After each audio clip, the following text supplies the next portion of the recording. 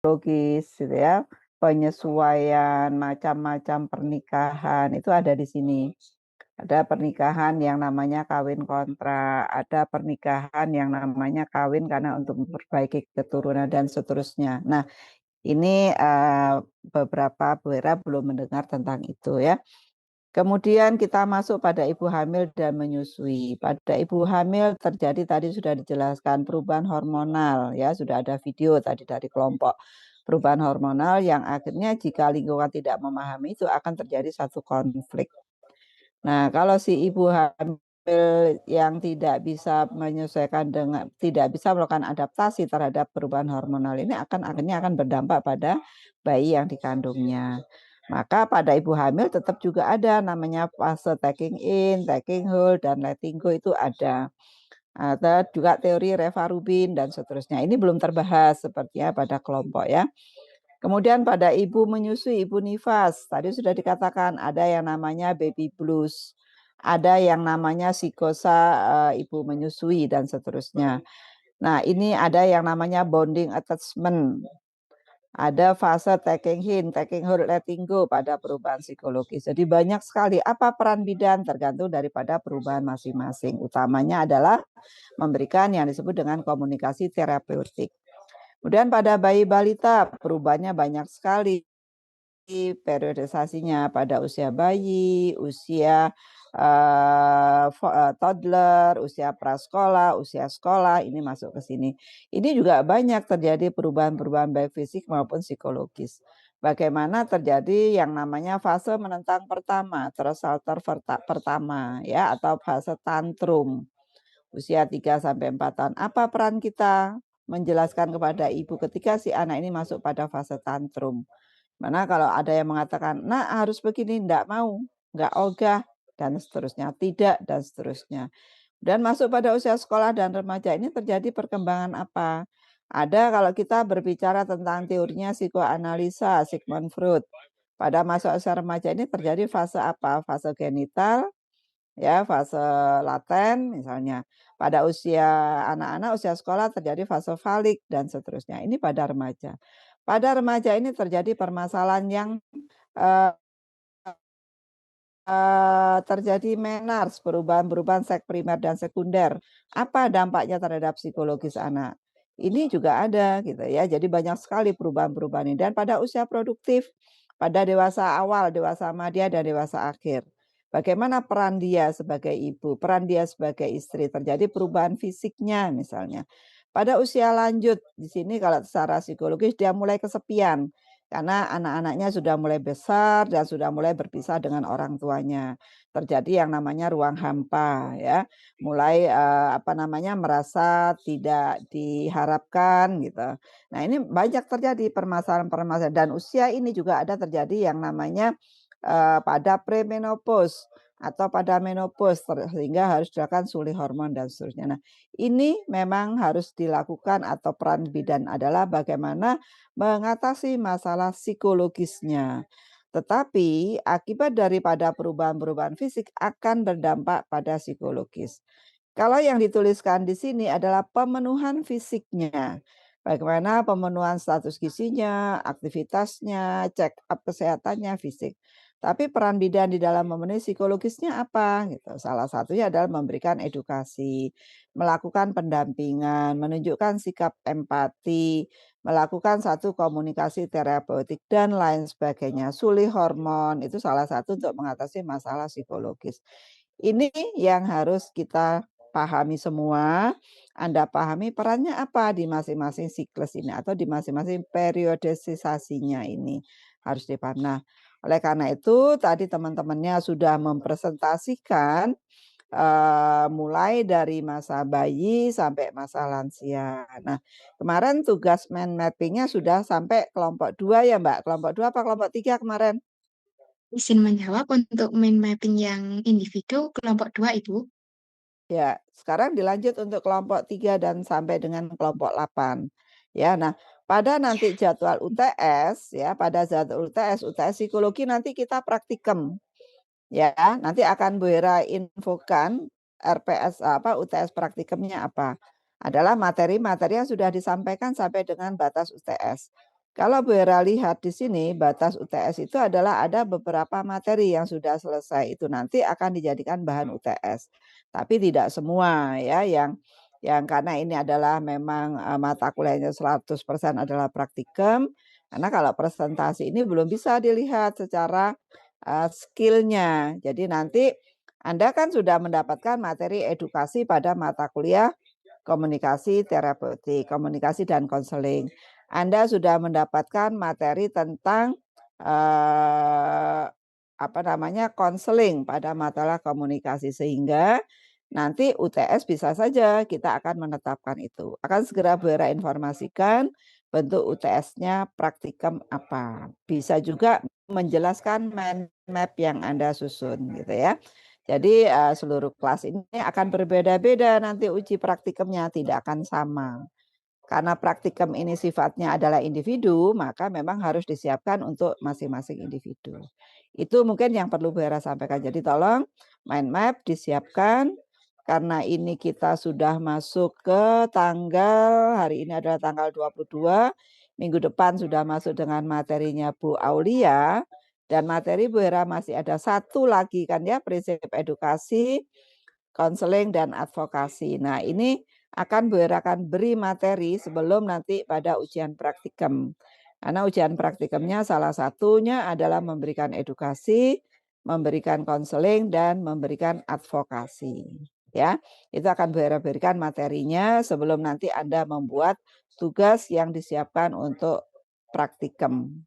Ya, praktikum dulu dengan Bu Hera, baru nanti digunakan untuk ujian UTS-nya. Jadi bisa saja nanti satu kelompok UTS dengan menjelaskan mind map, satu kelompok menjelaskan melakukan edukasi, satu kelompok melakukan advokasi, satu kelompok melakukan konseling, dan yang lain akan kita bagi sesuai dengan materi-materi yang sudah diberikan. Nah, Bu Hera ingin tanya, untuk dosen yang lain materinya sudah tuntaskah dari Bu Hening? Dari Bu Hening materinya sudah selesaikah? Izin menjawab, belum Ibu. Masih satu kali pertemuan. Baru apa? Bu Hening apa? Baru di ini perilaku.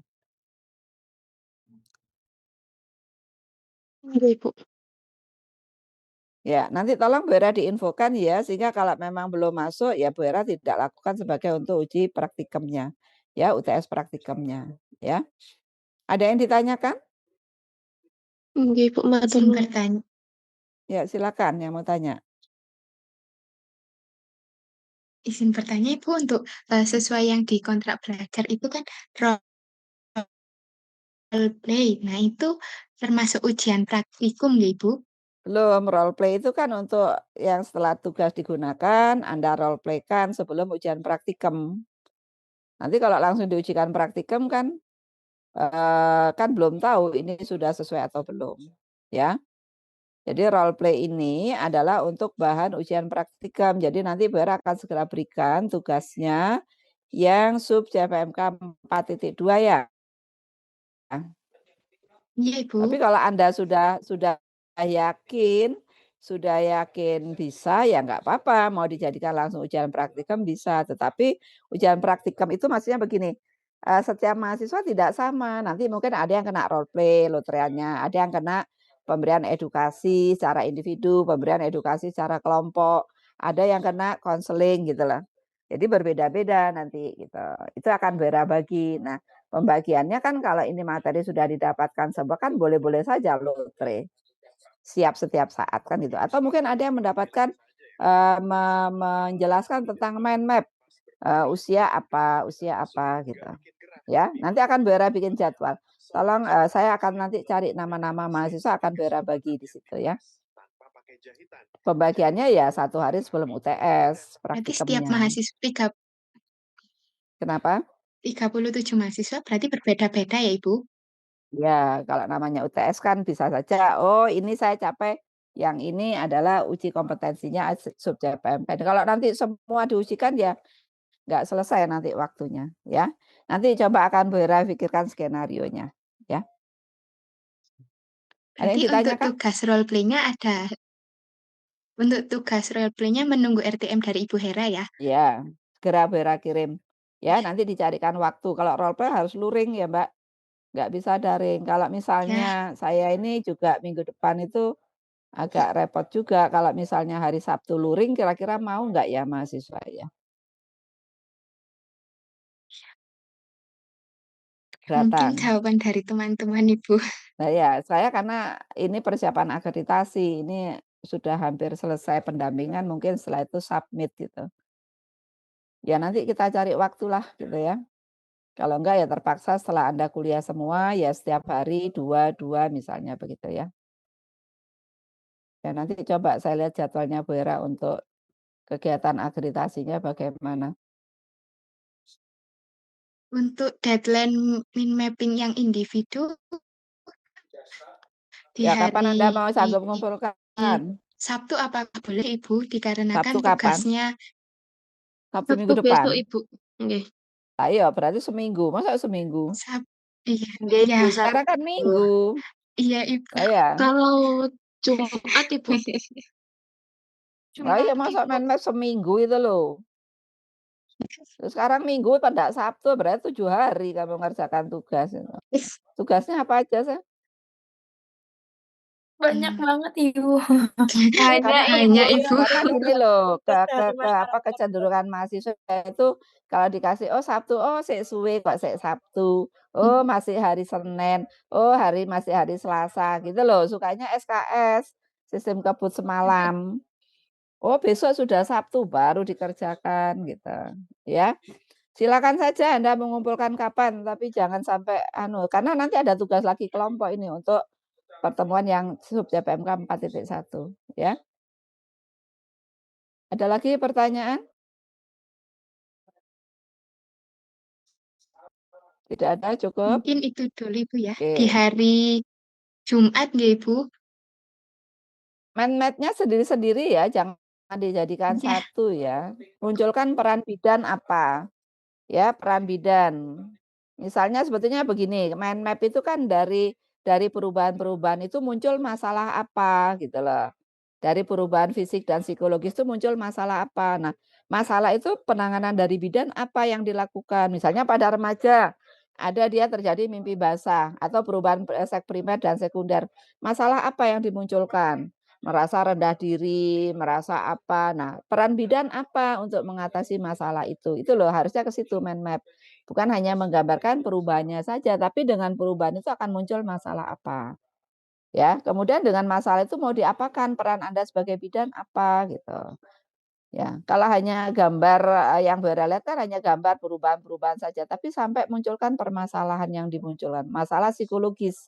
Ya, karena dengan perubahan fisik akan terjadi masalah psikologis. Misalnya terjadi perubahan seks primer pada wanita, perubahan menstruasi, menars, kemudian timbulnya mulai tumbuh payudara misalnya. Nah, kalau pada orang-orang anak-anak yang tidak siap kan terjadi rendah diri, menarik diri dari lingkungan.